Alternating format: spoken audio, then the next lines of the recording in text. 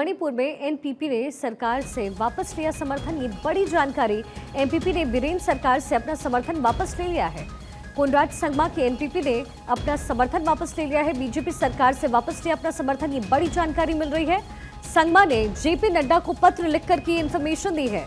ये बड़ी जानकारी। मणिपुर में एक बार फिर से हिंसा भड़क गई है और बड़ी जानकारी मिल रही है। मणिपुर में एनपीपी ने सरकार से अपना समर्थन वापस ले लिया है। हमारे पॉलिटिकल एडिटर अदिति नागर इस समय हमारे साथ कनेक्टेड है। अदिति, इसके क्या मायने हैं, क्योंकि सरकार की तमाम कोशिशों के बावजूद मणिपुर में बार बार हिंसा हो रहा है। इस समय गृह मंत्री अमित शाह की भी नजर लगातार बनी हुई है, लेकिन संगमा का इस तरीके का स्टेप लेना क्या अब होने की उम्मीद है? और बिल्कुल, देखिए, बीजेपी सरकार से समर्थन वापस ले लिया है एनपीपी ने, और ये बात कही है कि मणिपुर के हालात सुधरने में फेल रहे मुख्यमंत्री के लिए कहा।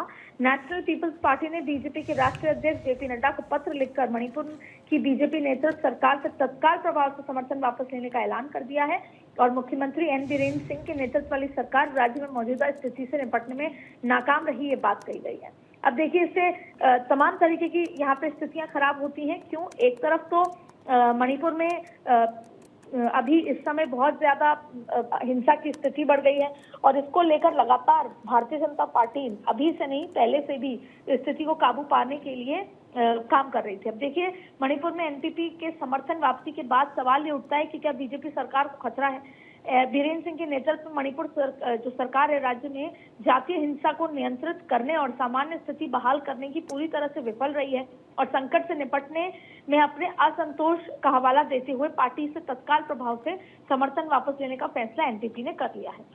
अब देखिए, जेपी नड्डा को पत्र भी लिख दिया है। ये पूरे तमाम चीजें ऊपर तक जा चुकी हैं, लेकिन अभी फिलहाल स्थिति ये है कि जिस तरह से जातीय हिंसा को नियंत्रित करना है उसमें गृह मंत्रालय पूरी तरीके से काम कर रहा है लंबे समय से। और ये कैसे हो सकता है? ये सीधा सीधा दो जातियों के बीच में कोई प्रभावशाली व्यक्ति को बैठकर दोनों जातियों से दोस्ती बनाकर आपस में बातचीत करनी होगी, नहीं तो मणिपुर के हालात खराब से खराब होते जाएंगे। और उस स्थिति के बावजूद भी मणिपुर में सरकार भाजपा की आई है प्रॉपर तरीके से चुनाव हुए। अब सवाल यही है कि एनपीपी के समर्थन वापस लेने से क्या मणिपुर में एन बीरेंद्र सिंह सरकार खतरे में आ गई है? तो इसका जवाब है फिलहाल नहीं। अगर 2022 में हुए मणिपुर विधानसभा चुनाव के नतीजों पर नजर डालें तो बीजेपी ने 32 और कांग्रेस ने 5, जेडीयू ने 6 और नागा पीपल्स फ्रंट ने 5 और कोनराड संगमा जो नेशनल पीपल्स पार्टी है उन्होंने 7 सीटें जीती थी। इसके अलावा कुकी पीपल्स अलायंस ने 2 और 3 सीटों पर निर्दलीय प्रत्याशी जीते थे।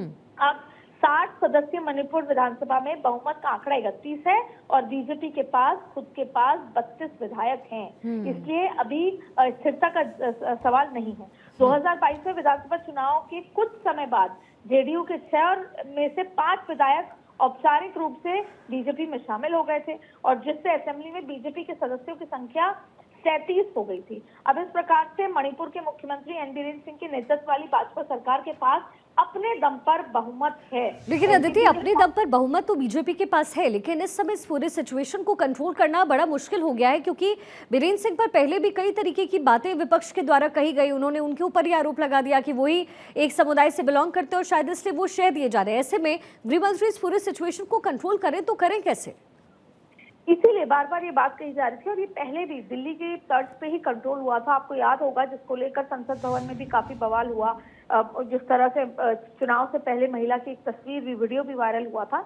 लेकिन अब जिस तरीके से मेतई और कुकई के बीच में और ये फिर कहीं ना कहीं बहुत ज्यादा मामला बढ़ता हुआ नजर आ रहा है, ऐसी स्थिति में गृह मंत्रालय और जो इंटेलिजेंस है उनका इसमें हस्तक्षेप जो लंबे समय से चल भी रहा है, क्योंकि एन बीरेंद्र सिंह कहीं ना कहीं अब उन पर से विश्वास जनता का इस तरीके से उठ भी गया है जाति के लिहाज से भी।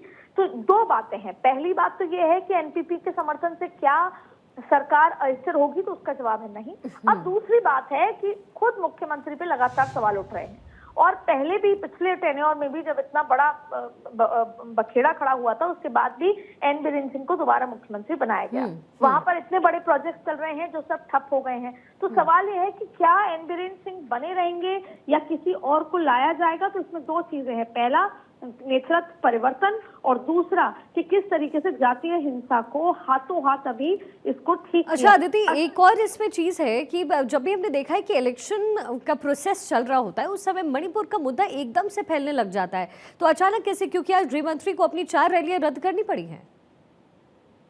बिल्कुल रद्द करनी पड़ी, और ऐसे में जिसको लेकर पहले तो बैठकों का दौर भी था, दूसरा लगातार इस तरीके की चर्चाएं भी थी जिसमें गृह मंत्री का वहां रहना। और देखिए सबसे बड़ी बात यह है कि जिस तरीके से पहले भी एक ही परिवार के 6 लोग, 3 महिलाएं, 3 बच्चे क्षेत्र में 11 नवंबर की हिंसा के बाद जीरी बांध के बोराबो क्षेत्र में लापता हो गए थे। सभी 6 लोग मेतई समुदाय से थे। फिर जून में इलाके में हिंसा भड़कने के बाद भी पुलिस स्टेशन में स्थापित कर एक राहत शिविर भी किया गया। उसके बाद लगातार चीजें हुई, जवाबी कार्रवाई हुई, सीआरपीएफ के 11 कुकी उग्रवादियों को मार भी गिराया। लगातार इस तरह की चीजें हुई हैं, एक दूसरे को शव भी मिले, जला दिया गया। ऐसे में अभी गृह मंत्री अमित शाह मणिपुर मुद्दे पर एक बड़ी बैठक लगातार कर रहे हैं, कल भी करेंगे, और इम्फाल घाटी में फेक न्यूज के प्रसार को रोकने के लिए भी इंटरनेट और मोबाइल डेटा सर्विसेज सस्पेंड करने की बात भी है, और साथ ही अगली सूचना तक कर्फ्यू लगाए जाने पर भी बैठक है।